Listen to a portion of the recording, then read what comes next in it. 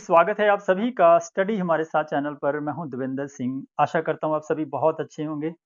जैसा कि आप सभी जानते हैं कि हम हर साल उन टॉपर्स को, उन बच्चों को आपके साथ मिलाते हैं जिन्होंने नेट क्वालिफ़ाई किया हो या फिर जेआरएफ क्वालिफ़ाई किया हो। तो आज हम एक ऐसे स्टूडेंट को आपके साथ मिलाने वाले हैं जिन्होंने अपने तीसरे प्रयास में जेआरएफ क्वालिफ़ाई किया। पहले 2 प्रयास में नेट क्वालिफ़ाई किया, बाद में 3rd प्रयास में उन्होंने जेआरएफ क्वालिफ़ाई किया। सबसे पहले उनका स्वागत करते हैं। Yash, welcome to our channel. Sir प्रणाम सर। जी, सर नमस्ते। मेरा नाम सर यश यश कुमार सिंह है और मैं सर इलाहाबाद यूनिवर्सिटी से सर बीए यहाँ से किया। इसके बाद सर मास्टर्स भी मैं यही इलाहाबाद यूनिवर्सिटी से सर इस बार मेरा कंप्लीट हुआ, MA 4 semester sir.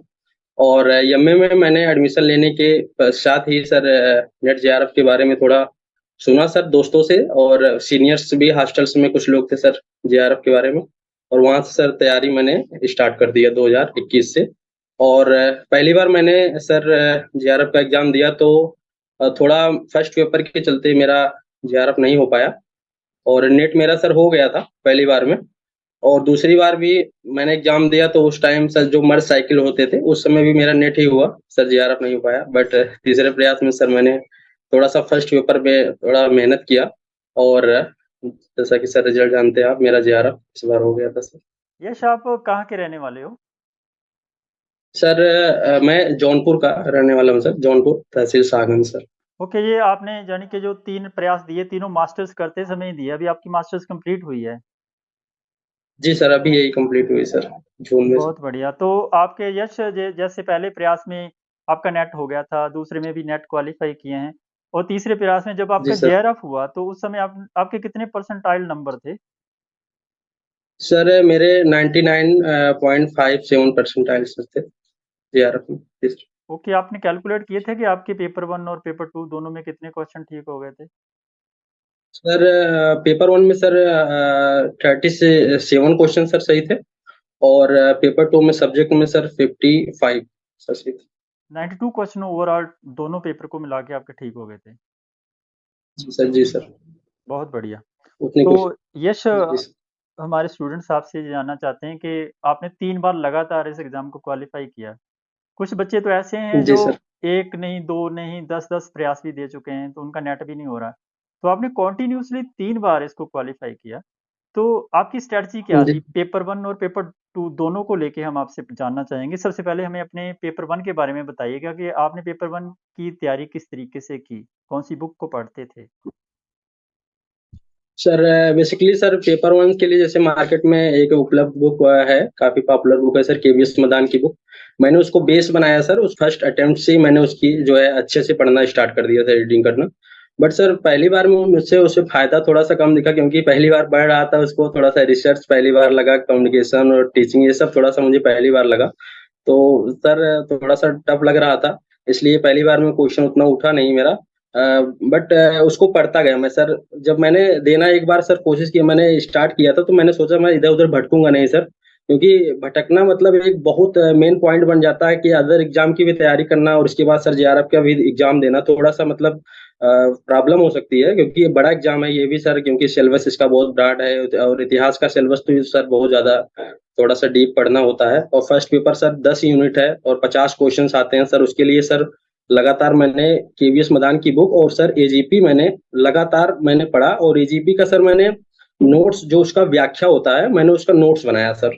Previous year question आते हैं, उसका जो सर व्याख्या दिया रहता है नीचे, एक्सप्लेन किए करके जो सर ब्रैकेट में रखा रहता था, सर उसको मैं उठाता था और अपने नोट्स में सर लिखता था, और केवीएस मदान सर का जो नोट्स बनाया था उसके नीचे सर ऐड करता हुआ सर आगे बढ़ता था। तो मैंने देखा कि आईसीटी, कम्युनिकेशन और हायर एजुकेशन का जो टॉपिक है, ये मुझे सर 2 बार से देखा मैंने कि प्रीवियस ईयर क्वेश्चन सर इससे फँस रहे हैं। मुझे लगा कि ये यहाँ से हमें लग रहा है कि 4 यूनिट में मुझे मेरा कवर हो जाएगा, और सर मैथ मेरा सही था, और रीजनिंग जो ये 2 मैंने अलग किया। मैंने ये दोनों जो है साथ में पढ़ा 10 क्वेश्चन के लिए, और टीचिंग और रिसर्च और कम्युनिकेशन सर ये 3 जो है मैंने साथ में पढ़ा। और सर पैसेज जो है आप जानते हैं वो प्रैक्टिस के ऊपर है, जितना मैंने लगातार उसका प्रैक्टिस किया। और इस रणनीति के तहत मैंने सर लगातार मैं कंटिन्यू सर बोले कि मैं केवीएस मैदान के अलावा कोई बुक पढ़ा नहीं, और एजीपी जो है सॉल्व किया। यूट्यूब पे वीडियो सर देखता था, बट मुझे उससे थोड़ा फ़ायदा उतना दिखा नहीं, लगातार मैंने केवल यही चीजें की है, और इसके बाद मेरा सर 37 क्वेश्चन जो कि इस बार सही हुआ है। इसके पहले सर मेरा फर्स्ट पेपर के चलते जेआरएफ नहीं हो पा रहा था, और इसके तहत मेरा सर इस बार हुआ। बहुत बढ़िया। हम बच्चों को हमेशा यही कहते हैं यश के, जो भी बच्चे जेआरएफ लेना चाहते हैं, पेपर वन बहुत जी बड़ा सर। रोल प्ले करता है, क्योंकि पेपर वन के यदि आपके 35 प्लस क्वेश्चन ठीक होते हैं तो आपका जेआरएफ फाइनल हो जाता है। अगर आप नीचे रहते हैं तो जेआरएफ कहीं ना कहीं आप जेआरएफ से चूक जाते हैं। कुछ सेक्शन ऐसे हैं जहाँ से रिपीटेडली क्वेश्चन आते हैं, जो हमारे प्रीवियस ईयर के क्वेश्चन पेपर हैं वो हमारी हेल्प करते हैं, जिसमें आईसीटी आप कह रहे थे, कम्युनिकेशन, एनवायरनमेंट के क्वेश्चंस आते हैं। और ये लगभग हम प्रीवियस ईयर जी के सर। क्वेश्चन पेपर ही यदि अच्छे से अटेम्प्ट करके चल जाएं तो हमारा स्कोर काफ़ी अच्छा हो जाता है। क्योंकि टीचिंग और जी रिसर्च सर। ये तो अनप्रिडिक्टेड है, इनमें से कुछ क्वेश्चंस ऐसे हैं जो जिनके बारे में पता नहीं कहाँ से आ जाएंगे, है ना? तो पैराग्राफ भी जी सर। प्रैक्टिस के ऊपर डिपेंड करता है। पैराग्राफ और डीआई दोनों प्रैक्टिस के ऊपर निर्भर करते हैं। जी सर। जी सर। बहुत बढ़िया। डीआई और सर मैथमेटिक रीजनिंग जो है सर, ये 2 यूनिट अगर साथ में पढ़ा जाए तो तब भी सही है सर। बहुत ज़्यादा प्रॉब्लम इसमें नहीं होने वाली, क्योंकि सर टीचिंग और रिसर्च का क्वेश्चन आप देखते हैं कि कभी-कभी टीचिंग में जो है सर बेचारा को ये वगैरह पूछ लेता है सर, सिद्धांत वगैरह पूछ ले रहा है। इस टाइम सर क्वेश्चन पूरी तरह से बदल दिया है। पेपर वन में ज़्यादा करके टाइम कंज्यूमिंग पेपर होता है। जहाँ तक हम पेपर वन में जी टीचिंग सर। रिसर्च की बात कर रहे हैं, डीआई भी अब बहुत ज़्यादा कैलकुलेटेड आ रहा है, कुछ बहुत ज़्यादा क्वेश्चन लेंदी हैं, उनकी कैलकुलेशन बहुत लंबी टाइम ले जाती है। तो उस कारण बच्चों के ऊपर प्रेशर जी भी पड़ जाता है एग्जाम के दौरान। तो आपने एग्जाम में कैसे मैनेज किया था इस चीज़ को? इस बार वाला सर डीआई थोड़ा-सा टफ था, तो मैंने डीआई अगर हो जाएगा 10 मिनट 15 मिनट के अंदर तो मैं डीआई करूँगा। मैंने देखा सर 3 क्वेश्चन मेरे सही-सही आ रहे थे, 2 क्वेश्चन नहीं आ रहे थे। तो मैंने 3 क्वेश्चन जो आ रहे थे 10 मिनट में उसको करके सर मैंने आगे बढ़ गया। मैं फर्स्ट पेपर ही पहले किया, इसके बाद जो है सर सब्जेक्ट किया, और इस डीआई करने के बाद मुझे आईसीटी और कम्युनिकेशन के क्वेश्चन आसान लगे और उसको मैंने किया तुरंत। इसके बाद सर पैसेज किए, पैसेज भी ज़्यादा सर टफ इस बार नहीं था, हमें लग रहा है फर्स्ट पेपर का। और इसके बाद सर रिसर्च का क्वेश्चन सर भी वो हो गया था, ज़्यादा इस बार उतना नहीं था। एनवायरनमेंट का क्वेश्चन सर रिपीट किया हुआ था। हायर एजुकेशन का भी सर क्वेश्चन रिपीट कर सकते हैं कि मतलब सर प्रीवियस ईयर के 2 क्वेश्चन थे, और सर 2 क्वेश्चन सर नए थे थोड़ा। नालंदा विश्वविद्यालय ये वगैरह थोड़ा-सा पूछा था कि बिहार में कौन से स्थित है। तो यहाँ से सर मैंने मैनेज किया कि सर कुछ 60 या 50 मिनट में फर्स्ट पेपर जो है करने की कोशिश किया, सर हो भी गया था। यश, हम पेपर टू की बात करते हैं तो पेपर टू में जैसे आपको पता है कि 3 कालखंड हैं और सिलेबस बहुत बड़ा है। इन सारे के सारे पेपर टू हिस्ट्री को कंप्लीट करने के लिए आपने एक एक करके बताओ कि प्राचीन काल, आधुनिक काल और मध्यकाल तीनों की बुक्स कौन कौन सी पढ़ी थी? सर मैंने प्राचीन काल के लिए सर सौरव चौबे सर की बुक पढ़ा था, और मार्केट में उपलब्ध है वो, और केसी श्रीवास्तव सर की बुक। तो मैंने सर कुछ पार्ट सर केसी श्रीवास्तव सर से पढ़ा था, और कुछ पार्ट सर मैंने सौरव चौबे सर बुक से पढ़ा था। और मध्यकाल के लिए मैंने सर हरिश्चंद्र वर्मा जो सर की बुक है वो सेकंड वॉल्यूम मैंने मुगल काल जो है सर उनसे पढ़ा था। और फर्स्ट जो पार्ट है 1206 से 1526 तक का, मैंने वो एलपी शर्मा सर की बुक से पढ़ा था। और साथ में सर आर कंपटीशन टाइम्स एक आती है सर, वो फैक्ट के लिए मैंने सर उसमें ऐड किया हुआ था। और आधुनिक के लिए सर मैंने परीक्षावाड़ी बुक आती है उसको सर, और शेखर बंदोपाध्याय सर की बुक सर जो पीजी के दौरान मुझे सर ने बताया था, मैंने उसको पीजी के दौरान ही पढ़ा था। तो उसको साथ में सर लेकर के जो कॉन्सेप्चुअल क्वेश्चन सर आते थे उससे मेरा कवर हो जाता था।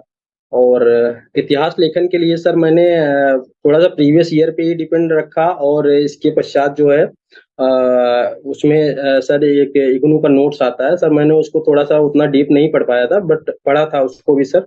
और इस प्रकार से मैं इतिहास लेखन sir previous year question sir एक जगह लिख लिया था मैंने इतिहास लेखन का, जितने सारे क्वेश्चन सर आते थे। उससे लिखने के पश्चात जो है सर उससे देखा कि मैंने क्वेश्चन मेरे हो जा रहे थे, तो 4-5 क्वेश्चन हो जा रहे थे, तो मैंने सर इतिहास लेखन का वहाँ से सर कवर किया। और सर आपका जो previous year sir video sir उपलब्ध है यूट्यूब चैनल पे सर, मैं उसको लगातार सर सुनता था, जिससे मेरा 9 से 10 क्वेश्चन कम से कम सर डायरेक्टली हो जाते थे अगर मिलते थे क्वेश्चंस वहाँ से। और क्वेश्चन ये छाँटने में मुझे बहुत ही थोड़ा-सा हेल्प करी है प्रीवियस ईयर। मैंने बुक्स एजीपी आती थी, बट उसको सर पढ़ने में मैं सोचा कि टाइम क्या व्यर्थ ही होगा। मैं आपका सर या तो भोजन करते समय या मतलब सोने से पहले ये सर आप लीड लगा के आपका लगातार सर वीडियो आपका सुनता हुआ था सर। बहुत हेल्प हुआ सर मेरा। बहुत बढ़िया। अच्छा यश, ये आपके पहले 2 प्रयास में नेट क्वालीफाई हुआ, तीसरे प्रयास के लिए आपने जी क्या-क्या सर। चेंजेस किए थे अपनी तैयारी में? तीसरे प्रयास का सर चेंज यही था कि मेरे 2 प्रयास में सर पेपर 1 में क्वेश्चन हमेशा कम होते थे। मेरे पहले बार में सर 63 क्वेश्चन सही थे, पेपर 2 इतिहास में, और सर दूसरी बार भी 57 क्वेश्चन सही थे। तो लगातार मैंने देखा कि मेरे जो है सब्जेक्ट में क्वेश्चन सही हो रहे हैं, तो जेआरएफ हो नहीं रहा है, तो किस कारण से नहीं हो पा रहा है। मैंने सर इसका जो है थोड़ा-सा आत्मचिंतन किया, तो उससे हमें लगा कि सर पेपर 1 में हमें थोड़ी-सी मेहनत पेपर 2 का तो थोड़ा-सा उसमें कम करके या उसको बनाए रख कर के पेपर 1 में थोड़ा-सा मेहनत बढ़ाएँ।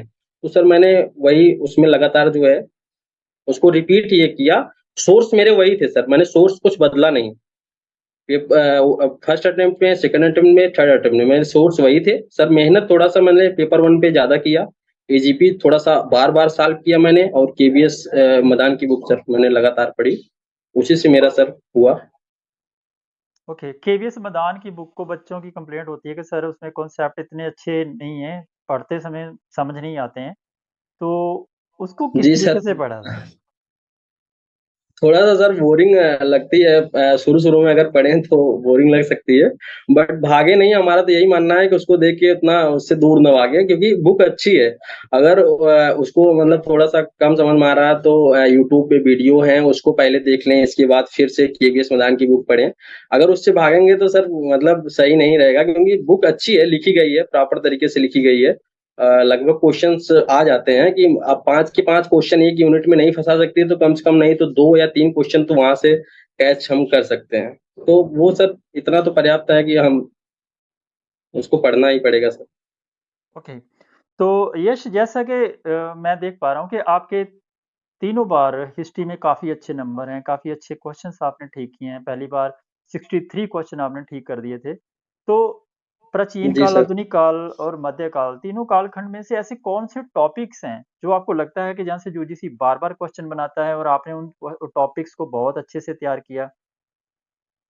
जी सर, ये क्वेश्चन सर मतलब है कि हमारे अग्रज या अनुज लोग मतलब थोड़ा-सा कुछ लोग होते हैं कि पाषाण काल में ही बहुत ज़्यादा मेहनत कर देते हैं, कि हमारा एक फ्रेंड है सर, पाषाण काल में लगातार वही पढ़ने लगता है। तो मैंने बताया सर कि जैसे प्राचीन काल में क्वेश्चन्स कहाँ से उठ रहे हैं, ऐसे अगर हम मौर्य काल और गुप्त काल और गुप्तोत्तर काल, ये मौर्य मौर्योत्तर और गुप्त गुप्तोत्तर, ये 4 मतलब हम अगर अच्छे से पकड़ के चलें सर, वहाँ से हमें लगता है कि 10 से 12 क्वेश्चन डायरेक्टली आते हैं, जबकि नवपाषाण काल से 1 या 2 क्वेश्चन, हड़प्पा काल से अगर देखें तो 2 क्वेश्चन से ज़्यादा नहीं आते हैं। तो इस प्रकार से हम देखते हैं सर, कुछ यूनिट जैसे होते हैं वहाँ से क्वेश्चन उठना ही उठना है। सर मौर्य काल हो गया, वहाँ से क्वेश्चन आते हैं। लगभग मैंने 3 बार दिया, तो मौर्य काल से हमें 5 से 6 क्वेश्चन, 7 क्वेश्चन, पहली बार में तो हमें लग रहा था सर 9 क्वेश्चन आ गए थे। वो जो पैसेज वाला क्वेश्चन था वहाँ से ही आ गया था। तो इस प्रकार से सर हमें लगता है कि प्राचीन काल में मौर्य, गुप्त ये नहीं हमें मिस करना चाहिए। और मध्यकाल में सर भी ऐसा ही मतलब कुछ टॉपिक्स हैं, जैसे कि मुझे जो प्रांतीय राज्य हैं उसको पढ़ के अच्छे से जाना चाहिए। जो सल्तनत का जो विषय, ये प्रशासन है, ये जो है राजनीतिक इतिहास सर, इसमें थोड़ा-सा क्वेश्चन कम पूछ रहा है। तो वहाँ थोड़ा-सा उसको हमें कम नहीं करना चाहिए, बट सर थोड़ा-सा कि हमें प्रशासन से ज़्यादा अच्छे से पढ़ के जाना चाहिए उसकी अपेक्षा। तो इस प्रकार से हमें कुछ टॉपिक पे ध्यान देना चाहिए। प्राचीन में मुझे ये इसमें ध्यान देना चाहिए, मध्यकाल में मुझे सर अकबर हो गए, सर शाहजहाँ और औरंगज़ेब की जो नीतियाँ हो गई, राजपूत से संबंध हो गए, तो इन सब से क्वेश्चन लगातार उठते रहे हैं और वहाँ से पूछ रहे हैं, तो इस प्रकार से हमें क्वेश्चन वहाँ से देखने को मिल सकते हैं। तो वहाँ हमें अच्छे से पढ़ना चाहिए पकड़ बना करके। और सर जैसा कि आधुनिक में रहा कि कुछ टॉपिक्स नहीं, लगभग सारे टॉपिक्स से क्वेश्चन इस समय पूछ रहे हैं। तो पुर्तगाल से भी यहाँ से आगमन से भी हमें लगता है, विदेशियों के आगमन से भी क्वेश्चन इस समय लगातार पूछने लग गए हैं। बंगाल से भी, प्लासी से और बक्सर से भी क्वेश्चन यहाँ से पूछे रहे हैं। तो हमें लग रहा है कि उसका सारे टॉपिक्स अच्छे से आदमी का करना चाहिए, कि ज़रूरी नहीं कि कौन-सा कहाँ से पूछ ले रहा है इस समय। बहुत बढ़िया। तो प्रीवियस ईयर के क्वेश्चन पेपर कितने इम्पोर्टेंट हैं हिस्ट्री के? सर सर प्रीवियस ईयर तो हर एग्ज़ाम्स के लिए इम्पोर्टेंट होते हैं, और जेआरएफ के लिए भी इम्पोर्टेंट ही हैं, क्योंकि हमें लगता है कि यहाँ से क्वेश्चन्स हमें एलिमिनेट करने में और थोड़ा-सा डायरेक्टली क्वेश्चन भी सीधे-सीधे फँस जाते हैं। 8 से 9 क्वेश्चन या 10 क्वेश्चन डायरेक्टली फँस जाते हैं, और 5 से 6 क्वेश्चन हमें लगता है कि अगर उसको कायदे से प्रीवियस ईयर पढ़ा जाए तो क्वेश्चन्स ऐसे आते हैं इस समय कि मिलान करने में आते हैं। अगर हमें 1-2 मालूम रहे तो वहाँ से भी अगर मिलान करके हम क्वेश्चन सही कर ले जाते हैं। तो इसलिए प्रीवियस ईयर हमारे लिए तो बेस्ट था, और लोगों को भी पढ़ना चाहिए previous year question papers. Okay Yash, आपने बहुत ही डीपली बता दिया इन चीज़ों को। तो ऐसी कौन-सी मिस्टेक्स हैं, जैसे आप पेपर 1 और पेपर 2 दोनों को यदि हम देखें, तो उसकी तैयारी करते समय ऐसी कौन-सी गलतियाँ हमें नहीं करनी चाहिए? मेरा मानना है कि हमें कंटिन्यूटी लगातार हर टॉपिक पे जो है सर सर समय देना चाहिए। कुछ टॉपिक पे जैसे जैसे मेरा पकड़ जैसे कुछ टॉपिक पे नहीं था तो मैंने उस पे थोड़ा-सा समय मतलब लगा कि मुझे नहीं देना चाहिए बट मैंने उस पे समय दिया तो मैं सर मेरा सर उस पे भी वो भी कंप्लीट हुआ सर। जैसे कम्युनिकेशन मुझे शुरू-शुरू में लगा सर कि इसको नहीं पढ़ते हैं बट सर मैंने पढ़ा कि वो भी सर मेरा कवर होने लगा। तो हमें लग रहा है सर कि फर्स्ट पेपर में मेहनत 50 क्वेश्चन आते हैं और सब्जेक्ट में 100 क्वेश्चन आते हैं। तो सर हमारा मेहनत जो है दोनों में होना चाहिए, समान रूप से होना चाहिए क्योंकि सर क्वेश्चन ऐड होते हैं उसके, वो क्वालीफाई है नहीं। तो इस प्रकार से हम देखते हैं कि पेपर 1 में हम लोगों को जो है सोर्स जो है बदलना नहीं चाहिए बार-बार सर। पहली गलती ये है सर हम सोर्स जो है अगर बदल देते हैं, जैसे कोई यूट्यूब पे सर कोई सर का पढ़ रहा है, इसके बाद दूसरे का पढ़ रहा है, सर कॉन्सेप्ट अलग-अलग लोगों का होता है। तो उसमें सर अपने आप को चेंज करना भी जो है एक टाइम की बर्बादी कर सकते हैं सर मेरे अनुसार। अपना जो है एक सोर्स बना करके लगातार सर उसको पढ़ते रहना चाहिए। जैसे हम तैयारी करते हैं, जब भी हम इस फ़ील्ड में आते हैं, चाहे वो यूपीएससी हो या फिर यूजीसी नेट एग्ज़ाम हो, दोनों टफ़ेस्ट एग्ज़ाम हैं। तो इसको जी तैयार सर। करते समय बहुत मुश्किल होती है। जैसे कई बार हमारा दिल ही नहीं करता पढ़ने को, हम कहते हैं छोड़ो क्या करना, क्योंकि सिलेबस ही इतना सा इसका है। तो कोई ना कोई इंसान हमारे जी घर सर। में, हमारा कोई दोस्त, हमारा कोई फ्रेंड ऐसा होता है, जो हमेशा हमें पुश करता रहता है कि जी। नहीं आपके अंदर ये कैलिबर है, आपके अंदर ये पोटेंशियल है, आप कर सकते हो। ऐसा कोई मेंबर, ऐसा कोई सदस्य जो आपको हमेशा से ही बैक करता था? सर मेरी मम्मी और मेरी दीदी सर और मेरे भैया जो है सर सपोर्ट करते हैं हमेशा कि लगातार तुम्हें पढ़ना है, लगातार पढ़ते रहो, ये इधर-उधर भागने की या मतलब कुछ सोचने की ज़रूरत नहीं है तुमको। तुमको पढ़ना ही है केवल और तब पढ़ो और कुछ तो करना नहीं है तुमको। अब मैं बोलता जी, मुझे पढ़ना ही है केवल। तो इस सर वहाँ से सर अगर घर से एक मोटिवेशन सर मिलता है ऐसा कि आपको पढ़ना है और इधर ज़्यादा कुछ दिमाग टेंशन नहीं डालना है, तो सर वहाँ से एक मोटिवेशन मिलता है सर पढ़ने के लिए और घर का सपोर्ट होना चाहिए सर और बिना घर के सपोर्ट के जो है सर उतना मेहनत आप कर नहीं पाएँगे और इसलिए सर मुझे घर से मम्मी से, दीदी से, पापा से, भाई से मुझे मिला और मैंने सर किया सर वो पढ़ रहा हूँ लगातार सर अग्रसर हूँ उस पे। बहुत बढ़िया। तो सबसे पहले जी। आपको और आपकी फैमिली को हमारी तरफ से बहुत-बहुत शुभकामनाएँ। हम चाहते हैं कि आप जीवन में बहुत आगे जाएँ, बहुत तरक्की करें। जाते-जाते एक क्वेश्चन आपसे और पूछना चाहूँगा कि आप अब जेआरएफ करने के बाद आप आगे क्या करने वाले हो? क्या करना चाहते हो जीवन में? सर अभी मेरा तो लक्ष्य सर मतलब सिविल शुरू से था। मैं सिविल की तैयारी बैक टू बैक करता रहता हूँ लगातार। तो अभी अभी तो सोच रहा हूँ कहीं पे एनरोल होने के लिए और राजस्थान और सर एमपी का असिस्टेंट प्रोफेसर भी भरा हूँ सर उसको भी पढ़ रहा हूँ। तो सिविल सर मेरा एक टारगेट है बट ज़रूरी नहीं है कि मतलब एक बैक में मैं सर जेआरएफ को भी बहुत अच्छे से पढ़ा हूँ। तो मैं सोचता हूँ कि सर ये इसको भी अच्छे से सर मैं लगातार करता रहूँ। तो मेरा सर अभी देख रहे हैं यहाँ पे एनरोल हो जाएँ सर, तो सही है, उसकी तैयारी अभी मेरी चल रही है। बहुत बढ़िया, बहुत बढ़िया। Thank you again. आपको हम भविष्य के लिए बहुत-बहुत शुभकामनाएँ देते हैं। आप जीवन में बहुत आगे जाएँ, यूपीएससी क्वालीफाई करें। ये सही बात है कि आपने जेआरएफ क्वालीफाई कर लिया, अब आपके लिए प्लान बी, एकेडमिक लाइन आपके लिए बिल्कुल तैयार है। अगर आप यूपीएससी में जाते हैं, सिविल सर्वेंट बनते हैं, तो सबसे ज़्यादा खुशी हमको होगी। कोशिश करेंगे आपसे फिर से जी सर, दोबारा मुलाकात हो और फिर से आपसे बात हो और जब आप सिविल सर्वेंट बन के आएँ, तो ज़रूर आपसे फिर से संपर्क करने की कोशिश करेंगे। Wish you all the very best. Ji.